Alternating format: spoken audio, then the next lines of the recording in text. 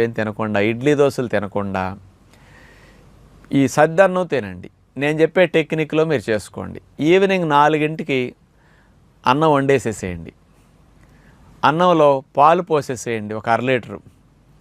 కాస్త ఎక్కువ పెరిగేసి తోడు పెట్టేసేయండి. ఆ ఉదయానికి 8కి పెరుగన్నం తోడుకుని బాగా లైట్గా పులుసు ఉంటుంది ఈవినింగ్ అయ్యేసరికి. అంటే ఈవినింగ్ తోడు పెట్టినందువల్ల గ్యాప్ ఎక్కువ ఉంది కదా, పులుస్తుంది. ఈ పుల్ల పెరుగన్నం సద్దన్నంలోనే అందులో కాస్త మీరు ఇంత జీలకర్ర, కాస్త ఇంత ఉల్లిపాయ ముక్కలు, ఒక పచ్చిమిరపకాయ 2 చిన్న ముక్కలు కోసం అట్లాంటి కొంచెం కలుపుకొని సద్దన్నంలాగా అట్లా తినేసేసేయండి. ఈ మంచి బ్యాక్టీరియాలు, ఎసిడోఫిలస్ బ్యాసిల్లస్ అనే బ్యాక్టీరియాలు పెరిగి ఈ అల్సరేటివ్ క్వాలిటీ సమస్యలుండి, మలం ప్రేగులో పుళ్ళుండి మనకి బ్లడ్ పడే వాళ్ళకి బ్లడ్ తగ్గుతుంది, మోషన్స్ కూడా తగ్గుతాయండి దీనివల్ల. ఎందుకంటే ఈ వైట్ రైస్లో